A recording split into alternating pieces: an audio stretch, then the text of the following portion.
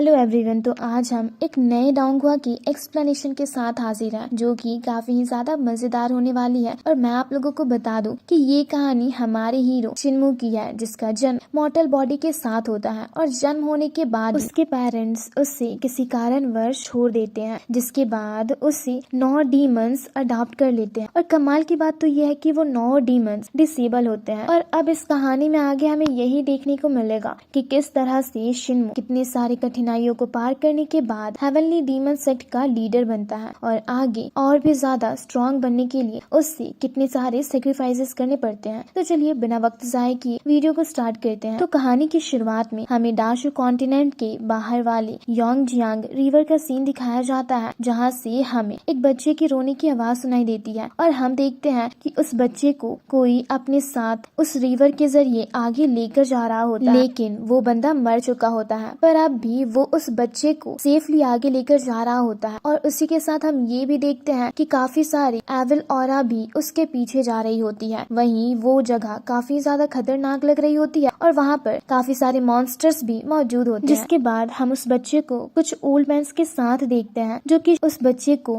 River से उठा कर लाए होते हैं। और उनसे देख वो काफी ज्यादा हैरान होते हैं और आपस में बातें कर रहे होते हैं कि आखिर ये बच्चा जिंदा कैसे बच गया, क्योंकि डाशु कॉन्टिनेंट के तो घने अंधेरे में बचना किसी का भी नामुमकिन होता है, पर फिर भी ये कैसे बच गया। तभी उनमें से एक एल्डर, जो कि बोल नहीं सकते थे, वो उसके गले में मौजूद लॉकेट को देख वहाँ बैठे सारे ही लोगों को इशारे से समझाने लगते हैं कि जरूर इस लॉकेट के जरिए ही ये बच्चा अब तक जिंदा बच पाया है, क्योंकि ये लॉकेट हमारे डाशु कॉन्टिनेंट के विलेज में मौजूद स्टोन स्टैचूज के जैसा है, जो कि एविल पावर्स को हमला करने से रोकता है। वहीं हम देखते हैं कि वो बच्चा अब भी बहुत ज्यादा रो रहा होता है। ये देख उनमें से एक एल्डर को काफी ज्यादा गुस्सा आता है और वो अपना हाथ टेबल पर पटकते हुए कहते हैं, चुप हो जाओ वरना मैं तुम्हें दूर फेंक दूंगा। लेकिन वो बच्चा अब भी शांत नहीं होता, इसलिए वो एल्डर गुस्से से उससे दूर फेंक देते हैं, पर एक दूसरे एल्डर उससे गिरने से बचा लेते हैं और वो बच्चा अब भी रो रहा होता है। ये देख एक एल्डर कहते हैं कि हम सब लूजर्स हैं,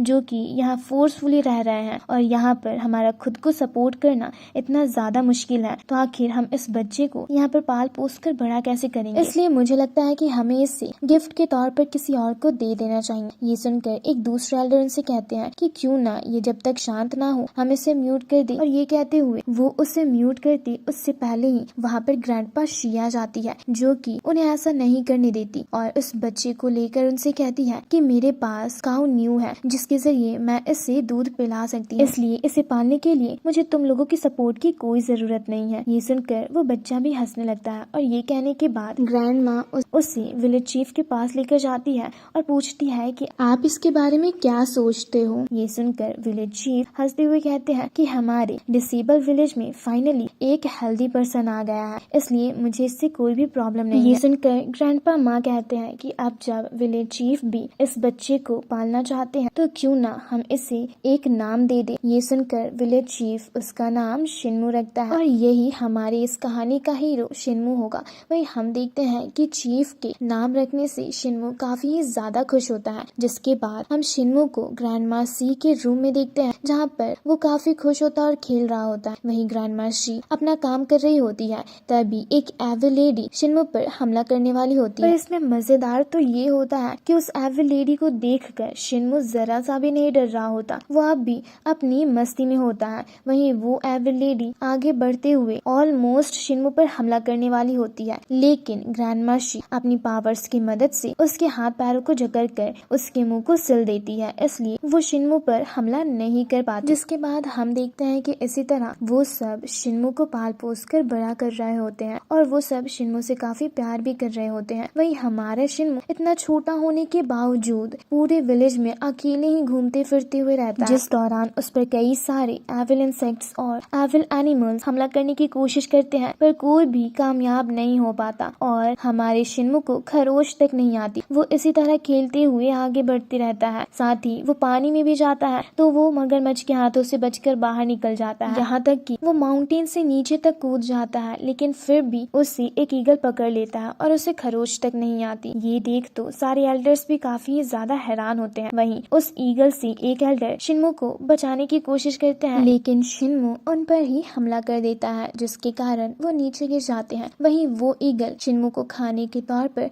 अपने बच्चों के हवाले कर देता है, लेकिन शिन्मू उनके हाथों से भी बच जाता है और इसी तरह काफी साल बीत जाते हैं और अब शिन्मू बड़ा हो जाता है और अब भी वो काफी एडवेंचरस होता है। इसी तरह वो आसमान में कूदते हुए डायरेक्ट जमीन पर आ गिरता है, पर फिर भी उसे खरोच तक नहीं आती। जिसके बाद हम देखते हैं कि वो वहाँ जंगलों से मेडिसिनल हर्ब्स कलेक्ट कर रहा होता है। तभी रास्ते में उसे एक स्टैचू दिखता है, जिसे देख वो रुक जाता है और शायद उस स्टैचू के कारण वहाँ की एनवायरनमेंट चेंज होने लगती है। साथ ही वहाँ मौजूद छोटे छोटे पत्थर ऊपर हवा में उड़ने लगते हैं, तो उसे देख शिन्मू काफी हैरान होता है और जैसे ही वो पत्थर नीचे गिरते हैं तो शिन्मू डर कर उस स्टैचू को ग्रेट करके वहाँ से भाग जाता है। जिसके बाद हम देखते हैं कि कुछ मेडिसिनल हर्ब्स कलेक्ट करने के बाद वो एक स्टैचू के टॉप पर जाता है और वहाँ से एक पत्थर आसमान की ओर फेंकता है, तो वो पत्थर आसमान में तैरते हुए डायरेक्टली बादलों के अंदर घुस जाता है, जिसे देख शिन्मू काफी खुश होता है और वहीं पर लेटकर आराम करने लगता है। तभी आसमान में एक अजीब सी स्पिरिट अपीयर होने लगती है, जिसे देख शिन्मू चौंक कर अपनी आंखें खोलता है तो वो खुद को ग्रैंडमा के पास देखता है, जहाँ ग्रैंडमा उससे कहती है कि मैंने तुम्हें कितनी बार समझाया है कि अंधेरा होने के बाद डायरेक्टली घर आ जाया करो, पर तुम मेडिसिनल हर्ब्स कलेक्ट करते हुए वहीं सो जाते हो। पर अगर ऐसा फिर से हुआ तो मैं भी तुम्हें बचा नहीं पाऊंगी। फिर अगली सुबह हम शिन्मू को विलेज चीफ और एक एल्डर के साथ कहीं जाते हुए देखते हैं, जहाँ जाते हुए रास्ते में शिन्मू विलेज चीफ से पूछता है कि आप हमेशा हमसे कहते हो कि अंधेरा होने से पहले घर वापस आने को, क्या सच में अंधेरा होने के बाद यहाँ पर कुछ एविल चीजें मूव करने लगती है जो कि इंसानों तक को खा जाती है? आखिर वो है क्या? ये सुनकर विलेज चीफ उसे बताते हैं कि वो जो भी है वो मैटर नहीं करता, क्योंकि हमारे विलेज में मौजूद स्टोन स्टैचू के होते हुए वो यहाँ पर आने की हिम्मत नहीं करेगा। ये सुनकर शिन्मू उनसे पूछता है कि आखिर ये स्टोन स्टैचूज है क्या? ये सुनकर विलेज चीफ उसका मुंह बंद करते हुए कहते हैं कि शिन्मू, हमारे दाशु कॉन्टिनेंट के बहुत सारे सीक्रेट्स हैं, इसलिए तुम जितने कम क्यूरियस होगे उतने लंबे समय तक जियोगे। ये सुनकर शिन्मू कहता है मैं समझ गया और न्यू को लेकर वहाँ से जंगलों की ओर निकल जाता है। जिसे जाता देख ग्रैंडमा परेशान होते हुए विलेज चीफ से कहती है कि इतने साल बीत गए पर अभी तक शिन्मू के पावर अवेकनिंग की कोई साइन नजर नहीं आई है। क्या शिन्मू सच में एक आम इंसान है? क्योंकि आम इंसानों की जिंदगी ज्यादा लंबे समय तक की नहीं होती और साथ ही हमारा ये दाशु कॉन्टिनेंट बहुत ही ज्यादा खतरनाक है, तो आखिर ये यहाँ पर अकेले आगे जाकर सरवाइव कैसे करेगा? ये सुनकर वहीं खड़े ग्रैंडपा याओ जीशियन से कहते हैं कि अगर मुझे 4 स्पिरिट की ब्लड मिल गई तो उसके जरिए मैं शिन्मू की मदद कर सकता हूँ उसके पावर्स अवेकनिंग में। ये सुनकर विलेज चीफ और ग्रैंडमा दोनों ही हैरान होते हैं। वहीं दूसरी तरफ हम शिन्मू को न्यू के साथ जंगलों में घूमते हुए देखते हैं, जहाँ वो अब भी डार्कनेस के बारे में सुनकर काफी परेशान होता है और उसी के बारे में सोच रहा होता है। और उसके बारे में सोचते हुए वो वहाँ मौजूद स्टोन स्टैचू को देखने लगता है। तभी जैसे ही अंधेरा होने लगता है न्यू वहाँ से भागने लगती है। ये देख शिन्मू भी दौड़ते हुए उसके पीछे जाता है और उसे रुकने को कहता है, पर न्यू नहीं रुकती और उसे जंगलों के बीचों बीच लेकर चली जाती है, जहाँ पर शिन्मू को एक लेडी की आवाज सुनाई दे रही होती है जो कि उससे मदद मांग रही थी। ये सुनकर वो हैरान होकर चारों तरफ देखने लगता है, पर तभी वो नोटिस करता है तो उस लेडी की आवाज न्यू के अंदर से आ रही होती है। ये देख वो उससे चौंक कर पूछता है, क्या तुम ही मुझसे बात कर रही हो? जिस पर न्यू उसके सामने आकर कहती है हाँ, और मुझे तुम्हारी मदद की बहुत जरूरत है। उसे इमोशनल ब्लैकमेल करते हुए कहती है, मैं बचपन से तुम्हारे साथ हूँ और मैं तुम्हारी माँ के जैसी हूँ, तो तुम्हें मुझे बचाना ही होगा। ये सुनकर शिन्मू हैरान होता है और कहता है बचाना होगा, पर तुम्हें क्या हुआ है? जिस पर न्यू उसे अपने फोरहेड पर मौजूद एक निडल को बाहर निकालने को कहती है, जिसे देख शिन्मू कहता है, पर ये निडल तो ग्रैंडमा का लग रहा है। ये सुनकर न्यू उसके सामने रोने लगती है और उसे इमोशनली ब्लैकमेल करते हुए जल्दी से उस निडल को बाहर निकालने को कहती है, जिसके लिए ना चाहते हुए भी शिन्मू मान जाता है। और जैसे ही वो उस निडल को बाहर निकालता है तो न्यू के बॉडी से ब्लड रिलीज होने लगता है और वो घायल होकर नीचे गिर जाती है और वो न्यू को उठाने की काफी कोशिश करता है। फिर वो नोटिस करता है तो न्यू के बॉडी से कोई चीज बाहर आने की कोशिश कर रही होती है। ये देख शिन्मू डर कर पीछे की ओर चला जाता है। हम देखते हैं कि अब पूरी तरह से अंधेरा हो चुका था और शिन्मू अब भी जंगलों के बीचों बीच होता है। दूसरी तरफ योंगजियांग रिवर के चारों तरफ वो एविल ऑरा रिलीज होते हुए आगे बढ़ने लगती है। दूसरी ओर न्यू की बॉडी से एक एविल लेडी बाहर आती है, जिसे देख तो शिनमू के होश ही उड़ जाते हैं, जो कि बाहर आकर उससे कहती है कि पूरे 11 साल हो गए, मैंने काफ़ी कोशिश की इस निडल को रिमूव करने की, पर फाइनली आज मैं इस बॉडी से आज़ाद हो ही गई। और ये कहते हुए वो काफ़ी खुश हो रही होती है। दरअसल आप लोगों को याद हो तो ये वही एविल लेडी है जो कि बचपन में शिनमू को मारने गई थी, इसलिए ग्रैंडमा ने उसके बॉडी को न्यू के बॉडी में सील करके रखा था। और अब वो न्यू की बॉडी से बाहर आकर उससे डिस्ट्रॉय करते हुए काफ़ी खुश हो रही होती है। और फिर शिनमू के पास जाकर कहती है, अब सबसे पहले मैं तुम्हें ख़त्म करूंगी, जिसके बाद वापस से डिसेबल विलेज में खून की बारिश होगी। और ये कहते हुए वो लगातार शिनमू पर अटैक करने लगती है, पर शिनमू उससे बचते हुए पीछे की ओर जाकर कहता है, आखिर तुम हो कौन और तुम न्यू की बॉडी में क्या कर रही हो? ये सुनकर वो उससे बताती है कि मैं शियांगलोंग सिटी के लॉर्ड की वाइफ हूँ। और ये कहते हुए वो शिनमू पर हमला कर देती है, पर शिनमू उसके अटैक से बच जाता है, लेकिन वो उसे पकड़ लेती है और कहती है, और अगर उस ओल्ड लेडी ने मुझे काऊ ना बनाया होता तो आज मैं कहीं और होता, और आज तुम्हें इस नफरत की कीमत चुकानी होगी। और ये कहते हुए वो शिनमू पर हमला करने वाली होती है, तभी शिनमू उस लेडी के पीछे एक एविल प्लांट को मूव करता देख अपनी ग्रैंडमा का नाम लेता है, तो वो डरकर पीछे की ओर देखने लगती है। तो शिनमू उसे किक मारकर वहां से भागने लगता है, और उसके किक मारने के कारण वो एविल लेडी उस एविल प्लांट के अंदर जा घुसती है, लेकिन अपनी पावर्स का इस्तेमाल करके वो एक ही झटके में उस एविल प्लांट को डिस्ट्रॉय करके शिनमू के सामने जा खड़ी होती है और गुस्से से कहती है, तुम्हारी इतनी हिम्मत कि तुम मेरे साथ ट्रिक्स प्ले कर रहे हो। तो इस बार वाकई में उस एविल लेडी के पीछे ग्रैंडपा टूजी खड़े होते हैं, जिनका नाम शिनमू लेता है। तो इस बार वो एविल लेडी उसकी बातों पर यकीन नहीं करती, और जैसे ही वो शिनमू पर अटैक करने वाली होती है, पीछे से ग्रैंडपा टूजी उस पर हमला कर देते हैं, जिसके कारण वो दूर जा गिरती है। वहीं शिनमू ग्रैंडपा टूजी की पावर से काफी इम्प्रेस होता है और कहता है, वाओ, ग्रैंडपा टूजी तो सच में बहुत ही ज्यादा पावरफुल है। तभी वहाँ पर ग्रैंडमा भी आती है और एविल लेडी से कहती है, तुम्हें 11 साल पहले ही मर चुकी थी, पर क्या तुम्हें सच में लगता है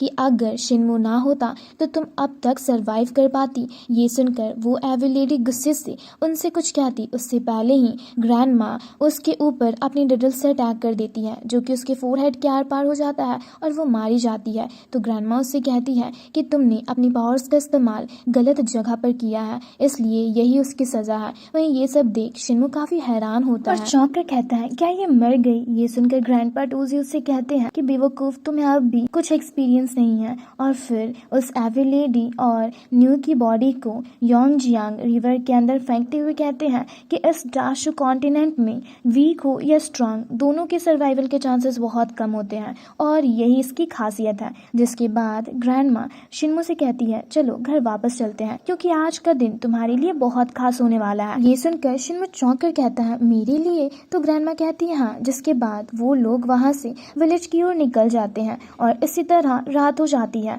और हम देखते हैं कि उस एविल लेडी की बॉडी और न्यू की बॉडी जोंगजियांग रिवर में बह रही होती है। तभी वहाँ पर वही एविल ऑरा अपीयर होता है, जिसके कारण न्यू की बॉडी पूरी तरह से डिसअपीयर हो जाती है। वहीं उस एविल लेडी की बॉडी कंकाल में बदल जाती है, और इसी तरह वो आगे जाती है तो उसके ऊपर एक कौवा आ बैठता है। वहीं पर हम देखते हैं कि कुछ एल्डर्स अपीयर होते हैं, जिसमें से एक एल्डर उस जगह को देख कहते हैं कि ये पूरी जगह मॉन्स्टर्स से भरी हुई है। और फिर उनकी नजर जैसे ही एविल लेडी के स्केलेटन पर पड़ती है तो वो उसे उठाकर दूर फेंक देते हैं और कहते हैं कि ये स्केलेटन काफी रिचली ड्रेस्ड है, जरूर ये डाशु कॉन्टिनेंट के शियांगलोंग सिटी से होगी, क्योंकि वही डाशु कॉन्टिनेंट का सबसे रिचेस्ट सिटी है, और साथ ही ये जरूर वहाँ पर काफी जानी मानी हस्ती होगी, क्योंकि और उसके फोरहेड पर मौजूद पिन होल को देख कहते हैं कि ये डीमन क्लान के मैजिक के जरिए क्रिएट किया गया है। इसका मतलब यानकांग किंगडम से गायब हुए डीमन क्लान के लोग इसी जगह पर छुपकर रह रहे हैं। और ये कहने के बाद वो अपने लोगों से कहते हैं, चलो उन सबको पकड़कर अपना रास्ता क्लियर करें। और ये कहकर वो लोग वहाँ से डीमन क्लान के लोगों को पकड़ने के लिए निकल जाते हैं। दरअसल यहाँ पर वो लोग और किसी के नहीं बल्कि डिसेबल विलेज में रह रहे डीमन क्लान के लोगों के बारे में ही बातें कर रहे होते हैं। वहीं उसी रात हम विलेज चीफ को ग्रैंडपा याओशी के साथ देखते हैं, जहाँ वो उनसे पूछते हैं कि क्या तुम्हें उन चारों स्पिरिट्स की ब्लड लाइन मिली। और वो चारों spirits blue dragon, white tiger, Suzaku और शुआनवू होते हैं। जिस पर ग्रैंडपा याओशी उन्हें बताते हैं कि भले ही हमें उन स्पिरिट्स की ब्लड नहीं मिली, लेकिन हमें उनके descendant green dragon snake, iron bone tiger, thunder Thunderbirds और बीटल्स मिल गए हैं, और अगर हमने उसके कुछ स्पिरिचुअल ब्लड को रिफाइन कर लिया तो वो भी शिन्मो के काफी काम आ सकती है। वहीं दूसरी तरफ शिन्मो जब वापस विलेज पहुंचता है तो उन स्पिरिट्स के डिसेंडेंट को देख डर रहा होता है, तो ग्रैंडपा शाई उसे डरने से मना करते हैं, जिसके बाद वो सब उन डिसेंडेंट्स को खत्म करके उनके ब्लड को इकट्ठा करके ग्रैंडपा लॉन्ग को देते हैं, तो वो अपने पेंटिंग मेथड का यूज करने लगते हैं। ये देख शिन्मो सबसे पूछता है कि आखिर ग्रैंडपा लॉन्ग ये क्या कर रहे हैं, तो ग्रैंडमा उसे बताती है कि ये लोग तुम्हारी मैजिकल पावर्स अवेकनिंग में मदद कर रहे हैं। वहीं दूसरी तरफ ग्रैंडपा लॉन्ग के बाद ग्रैंडपा याओशी अपनी पावर्स का यूज करके उन डिसेंडेंट के ब्लड को रिफाइन करने लगते हैं, जिसे शिन्मो काफी ध्यान से देख रहा होता है। तो विलेज चीफ उससे कहते हैं, शिन्मो मेरी बात ध्यान से सुनो, क्योंकि ये तुम्हारे अवेकनिंग प्रोसेस का पहला लेसन होगा। और वो उसे बताते हैं कि ह्यूमन बॉडी में टोटल 7 ग्रेट ट्रेजर्स मौजूद हैं। वो है spiritual fetters, Wu Yao, Liu He, 7 stars, close people, life and death, और लास्टली शेंगशा। और ये सब नेचुरली बैरियर्स के जरिए क्लोज होती है, जिसके जरिए गुजरते हुए प्रैक्टिशनर्स को बैरियर्स ब्रेक थ्रू करके उन्हें खुद ओपन करना होता है, क्योंकि ये सब हिडन ट्रेजर्स के जैसे होते हैं। जिस पर शिन्मो से कहता है, विलेज चीफ इसका मतलब आप सब इन स्पिरिचुअल ब्लड को इसलिए रिफाइन कर रहे हो ताकि आप उन डिवाइन ट्रेजर्स को ओपन करने में मेरी मदद कर सको। तो विलेज चीफ कहते हैं, हाँ सही कहा, लेकिन जब तक तुम उन बैरियर्स को डिस्ट्रॉय नहीं करोगे तब तक तुम उन डिवाइन ट्रेजर्स जैसे स्पिरिचुअल फीटर्स को अवेक नहीं कर सकते और ना ही कल्टीवेट कर सकते हो। ये सुनकर ग्रैंडपा लॉन्ग उसे बताते हैं कि कुछ लोग काफी लकी होते हैं, जिससे उनके जन्म होते ही वो बैरियर टूट जाती है और स्पिरिचुअल फीटर्स अवेक हो जाता है। जैसे हम 9 लोग जिनके टैलेंट आम लोगों के मुकाबले काफी हाई लेवल की होती है और उनका जन्म ही एज अ कल्टीवेटर होता है, और इसे ही स्पिरिचुअल बॉडी कहते हैं। ये सुनकर शिन्मो काफी एक्साइटेडली उनसे अपने बारे में पूछता है। तो ग्रैंडपा माउस से कहते हैं, तुम्हें अपने स्पिरिचुअल फीटर्स को अवेक करने के लिए इन स्पिरिट्स के ब्लड को यूज करना होगा। जिसके बाद वो लोग शिन्मो को उन स्पिरिचुअल स्पिरिट की डिसेंडेंट की स्पिरिट बॉडी दिखाते हैं,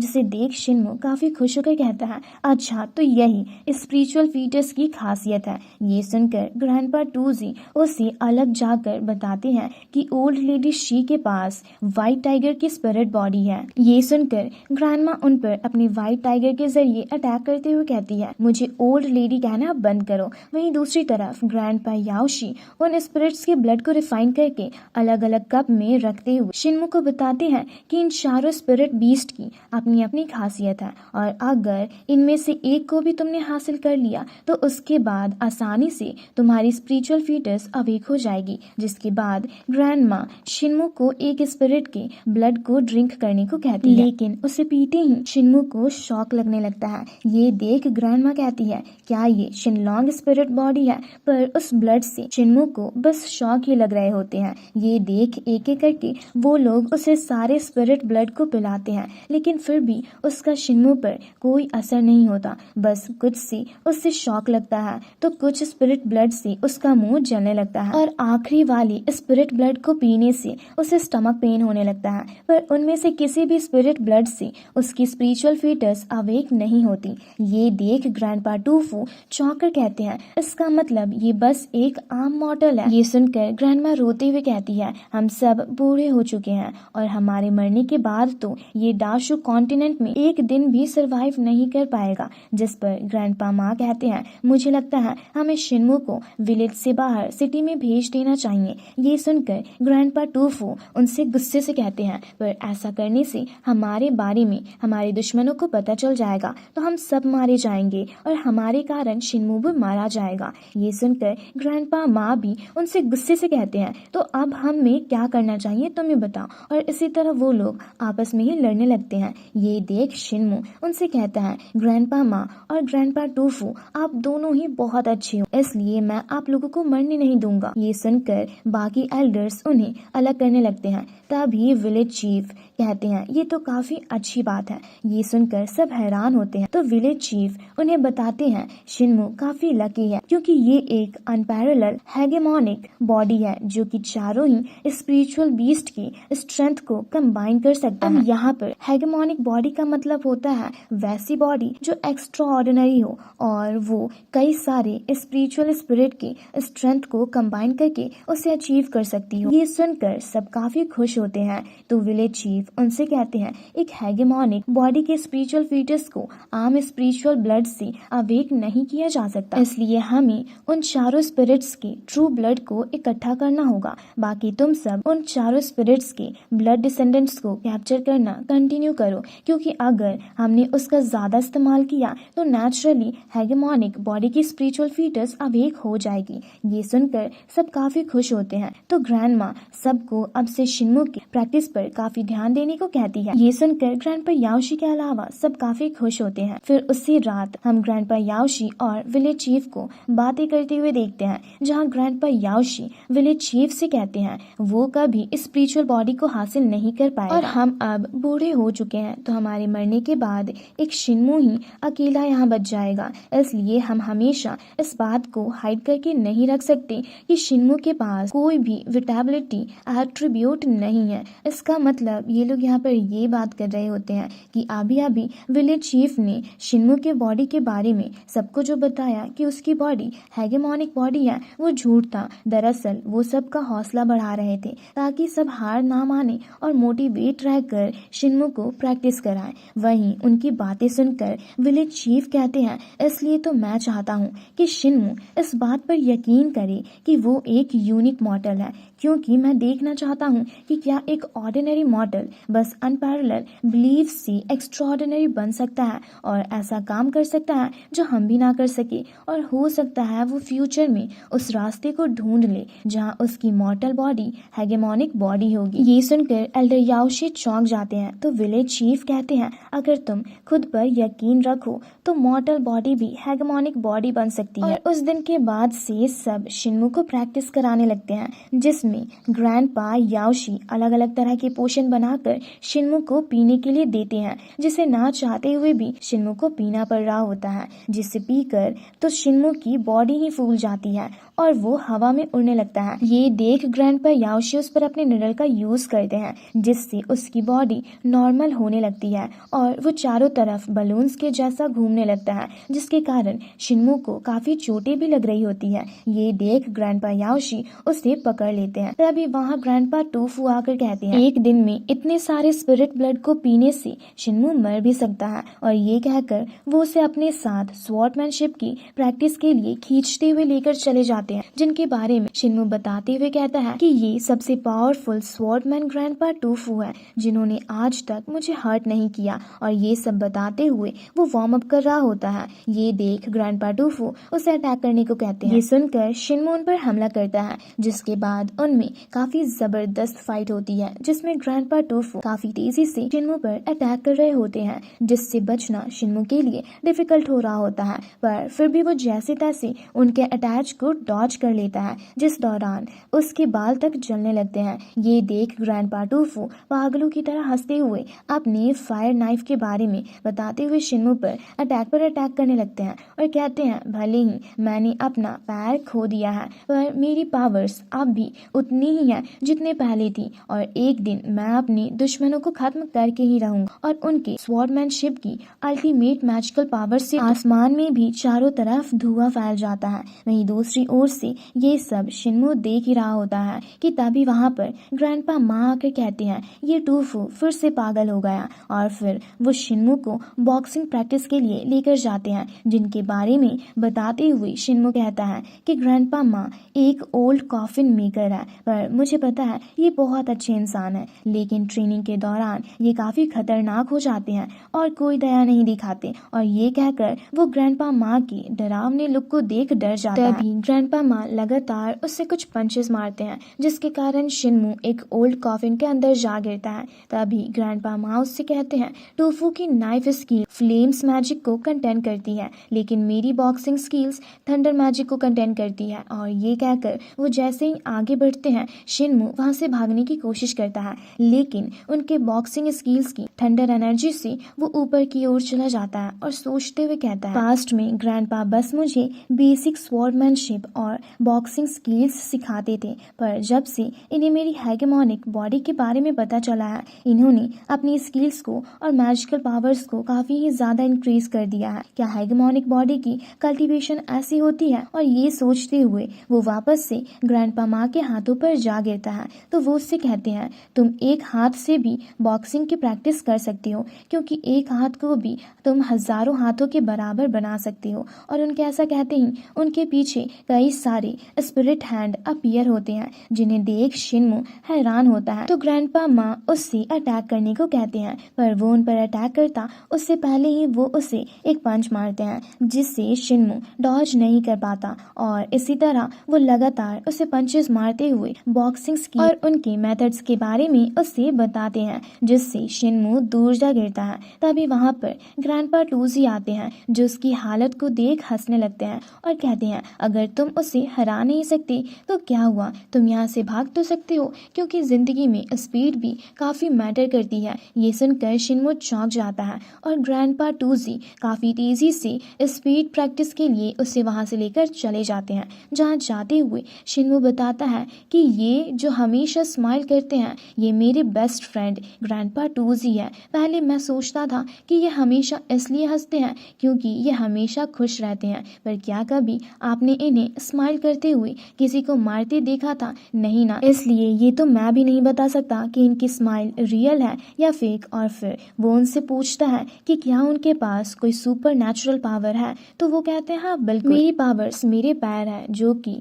मेरी स्ट्रेंथ की जड़ है। और फिर वो शिनमू को दूर फेंक कर तेज भागने की कोशिश करने को कहते हैं, क्योंकि उनके अकॉर्डिंग तेज भागने से हम किसी भी मुसीबत से बच सकते हैं, दीवार पर चढ़ सकते हैं, पानी के ऊपर भाग भी सकते हैं और आखिर में आसमान में उड़ भी सकते हैं। और इसी तरह वो स्पीड के बारे में शिनमू को सब कुछ बता रहे होते हैं, लेकिन उन्हें कैचअप करने में शिनमू की हालत खराब हो जाती है और वो उन्हें देख सोचते हुए कहता है, ग्रैंडपा टूजी के लेग्स बहुत तेज है, पर पता नहीं किसने उनके एक पैर को काट दिया। ग्रैंडपा माँ के पंचेस बहुत पावरफुल है, लेकिन पता नहीं उनका राइट हैंड किसने काट दिया। और ग्रैंडपा टूफू की नाइफ स्किल बहुत स्ट्रांग है, लेकिन पता नहीं उनकी आधी बॉडी को किसने काट दिया। क्या ये सब उनके दुश्मनों का काम है? और ये सब सोचकर वो खुद को मोटिवेट करता है और कहता है, मुझे स्ट्रांग बनना ही होगा, भले ही मैं कभी उनके जैसा स्ट्रांग नहीं बन पाऊंगा, लेकिन उन्हें प्रोटेक्ट करने के लिए मुझे मेहनत करनी होगी। और ये कहकर